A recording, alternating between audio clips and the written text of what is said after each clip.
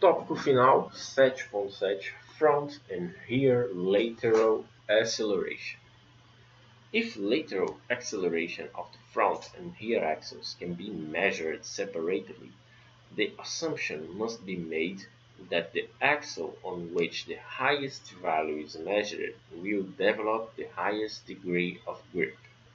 The follow applies.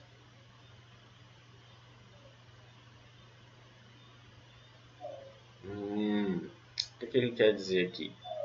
Né?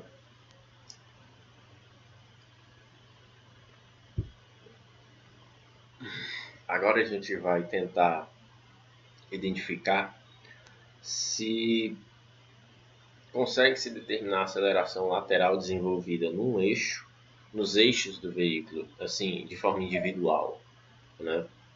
E aí a gente começa a desenvolver algumas considerações sobre o que é que se aplica, né? The following applies. Frontal lateral acceleration bigger than rear lateral acceleration. Tem o oversteer. Frontal lateral acceleration lesser, né? Then rear lateral acceleration, eu tenho understeer. In figure 7.32, front and rear lateral acceleration trace are pictured. A mathematical channel is created in which front lateral acceleration is subtracted from rear lateral acceleration. This means that understeer shows up as a positive value and understeer results in a negative value. Criou canal para isso. Interessante. Bom, então tá.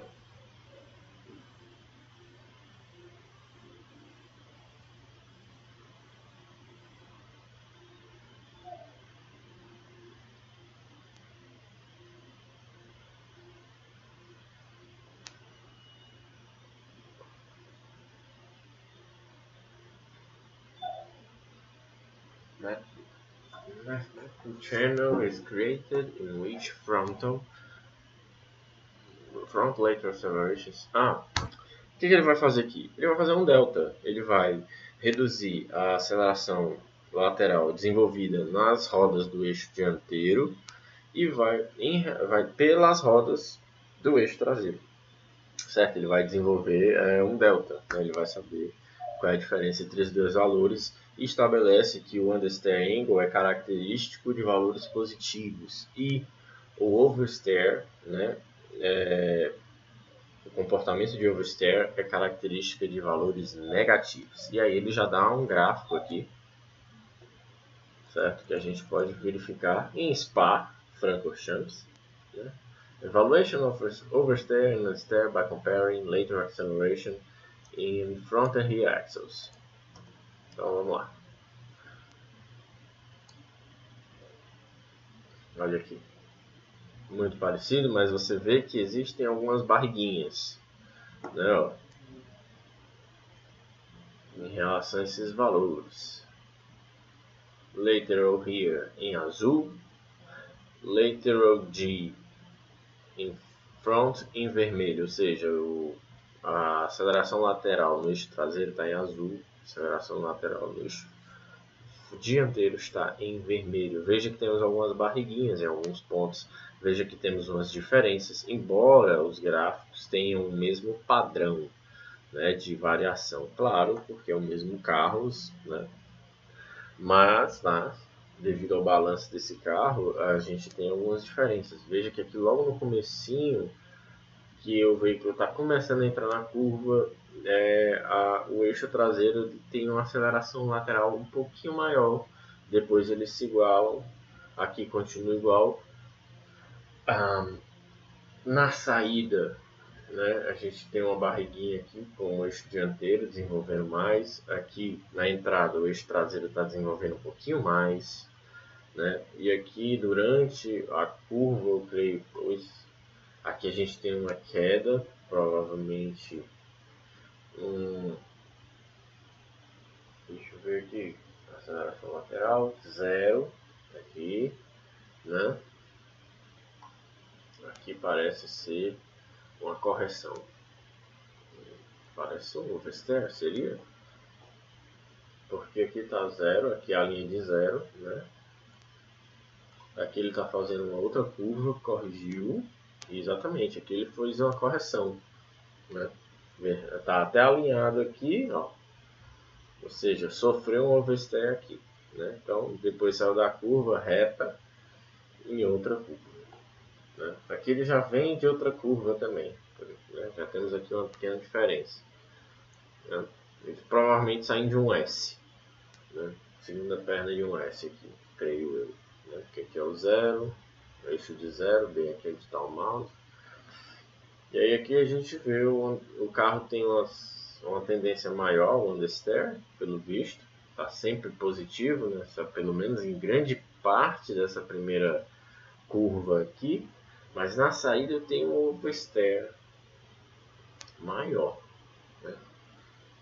E aí depois estabiliza, o carro está no reto, né?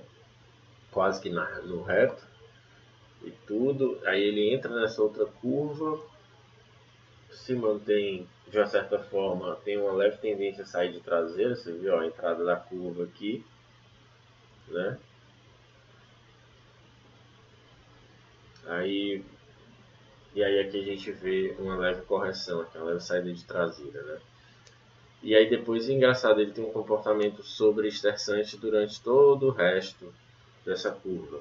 Aí estabiliza em zero e aí ele inicia outro setor. Muito bom. Vamos ver. Vamos seguir.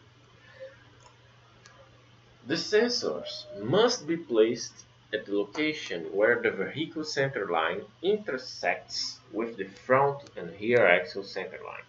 This is not always easy.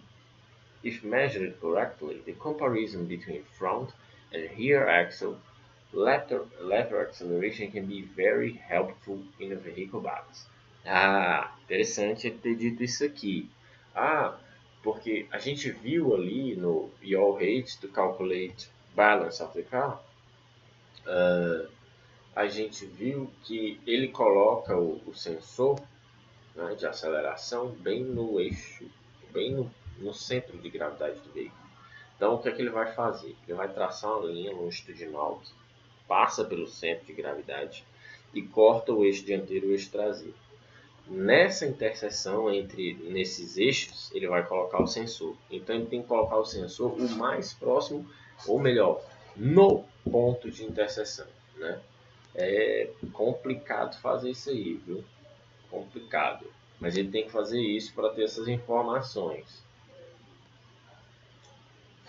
In the absence of gyro, yaw height can be determined from front and rear lateral acceleration channels by first calculate the yaw acceleration. Agora, o que ele vai fazer?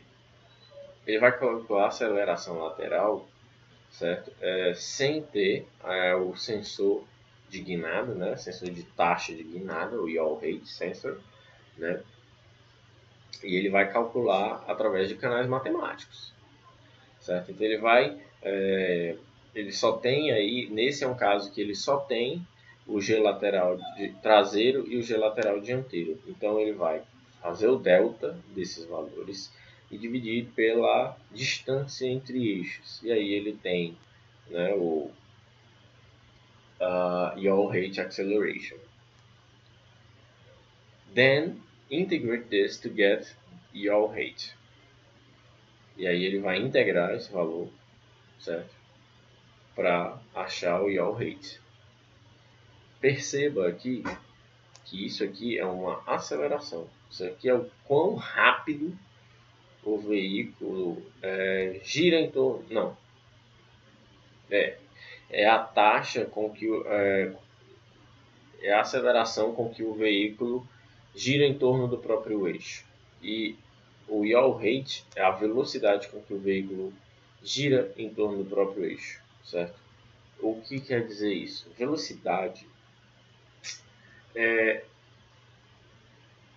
ela é uma taxa de deslocamento, certo? E a aceleração ela é uma taxa da própria velocidade, certo? Se deu assim para vocês entenderem, né? É o quanto a a velocidade varia no tempo, certo? Enquanto que a velocidade é o quanto que o deslocamento varia no tempo, certo? Então, por isso que ele faz esses cálculos aqui.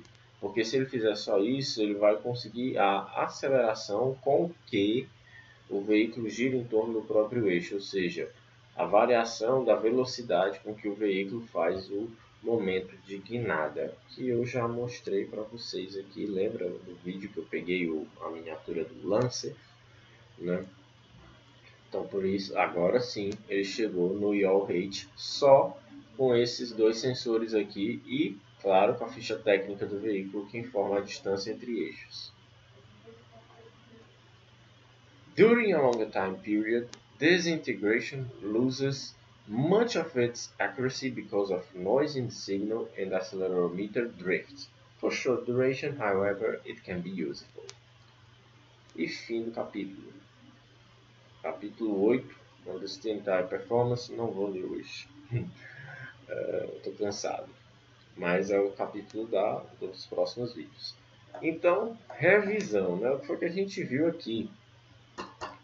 Certo? Vamos só pontuar isso aqui que ele falou.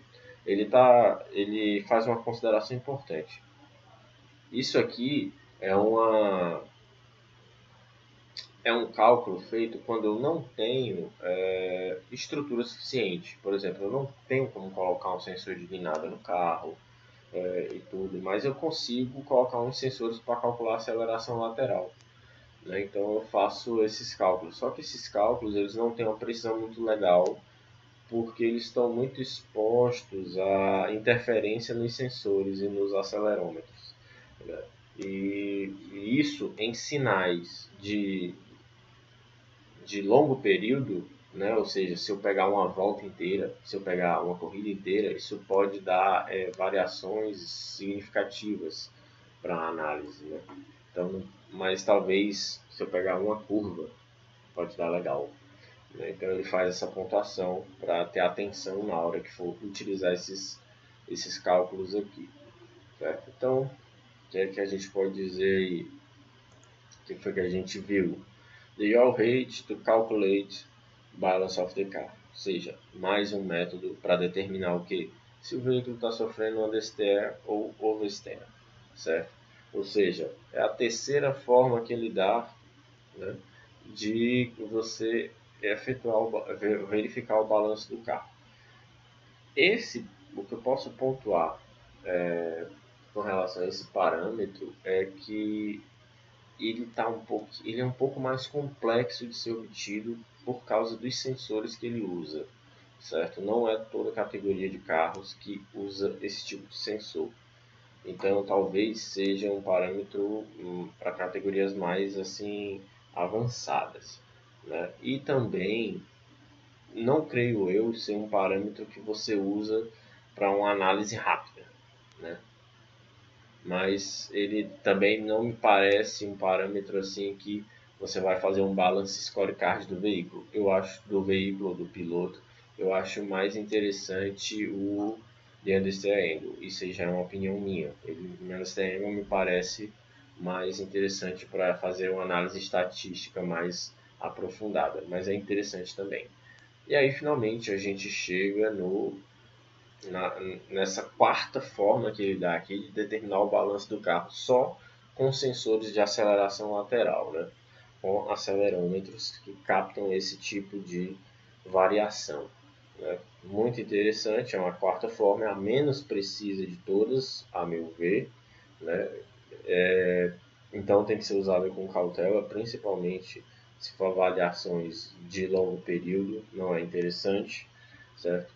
Usa poucos dados, então não deve ser tão difícil de calcular, nem tão difícil de programar, uma vez que funções como integral, limite, já estão programadas dentro desses softwares com a linguagem específica, bastante você escrever a linguagem que o software pede. Né?